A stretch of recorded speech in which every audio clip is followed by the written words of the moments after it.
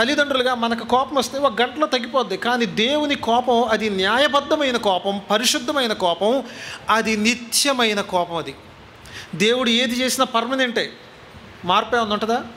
భూమిని తిప్పాడు, ఆ భూమి ఆగింది మధ్యలో ఏమన్నా అలసిపోయినాను 2 రోజులు ఆగిన తర్వాత మళ్ళీ తిప్పుతాలే అన్నాడు దేవుడు? మనం బొంగరం తిప్పితే 2 నిమిషాలు ఆగిపోద్ది. మనం అల్పులం కాబట్టి మనం తిప్పిన బొంగరం అల్పమే, మనకొచ్చే కోపం అల్పమే. దేవుడు శాశ్వతమైనవాడు కాబట్టి ఆయన తిప్పిన ఈ విశ్వము అది శాశ్వతంగా తిరుగుతూనే ఉంటుంది. ఆయన కోపం కూడా శాశ్వతంగానే ఉంటుంది. నరకం అందుకే నిత్యము. నీకు రక్షణ లేకపోతే, మారు మనసు లేకపోతే, నిజమైన పశ్చాత్తాపం నీకు లేకపోతే, ఇంకా నేను మీతో చెప్తున్నాను, పాపం నుంచి పాప క్షమాపణ మీరు పొందకపోతే, యేసు ప్రభు చేత పాపం నుంచి మీరు విడుదల పొందకపోతే మీరు డైరెక్ట్గా నరకానికి వెళ్తారు. జాగ్రత్త. నరకం చాలా ఘోరమైంది. యుగ యుగాలు నరకంలోనే ఉంటారు. ఓ మాట నేను మీరు అర్థం చేసుకోవడానికి చెప్తాను. నీవు నిత్యత్వం అంతా యుగ యుగాలు నీ నరకంలో ఉంటే నీ మీదకు మాత్రమే వచ్చే కోపం 1 పైస అనుకోండి, లేకపోతే ₹1 అనుకోండి, ₹1 అనుకుందాం ఆ కోపం. ఇప్పుడు ఇలాంటి వాళ్ళు ఎంతమంది నిత్య నరకానికి వెళ్తున్నారు, ఎంతమంది తప్పించబడ్డారు? రక్షించబడిన వాళ్ళందరూ లెక్క చెప్పండి, ఎన్ని కోట్ల మంది ఉంటారు? 1 కోటి మంది అనుకోండి. వీళ్ళందరి మీదకి కుమ్మరించబడాల్సిన ఉగ్రత ఎన్ని రూపాయలు అవుద్ది చెప్పండి? ₹1 కోటి అవుద్ది కదా. యేసు ప్రభు వారి ఎదుట ఉన్న గిన్నె ఏంటంటే నీ ఒక్కడదే కాదు, అది నీ ఒక్కడి మీదకి యుగ యుగాలు కుమ్మరించబడాల్సిన ఉగ్రత మాత్రమే కాదు.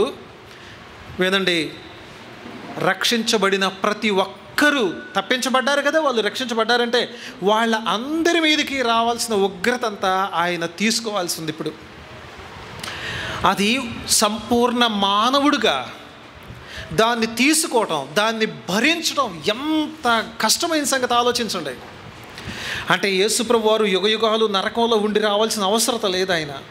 ఆయన నిత్యుడైన దేవుడుగా, ఆ అనంతుడైన దేవుడుగా అనంతమైన ఆ శిక్షని శిలువ మీద ఉన్న కొద్ది గంటల్లోనే ఆయన భరించగలవాడు. ఆయన అర్థమవుతుందా నేను చెప్పే సంగతి? మీకు అర్థమవుతుందా?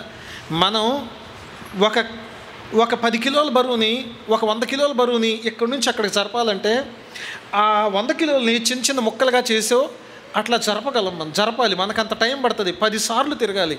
కానీ 100 కిలోలు లేపేవాడు ఒకేసారి లేపుతాడు, అవునా? అతనికి టైం పట్టదు.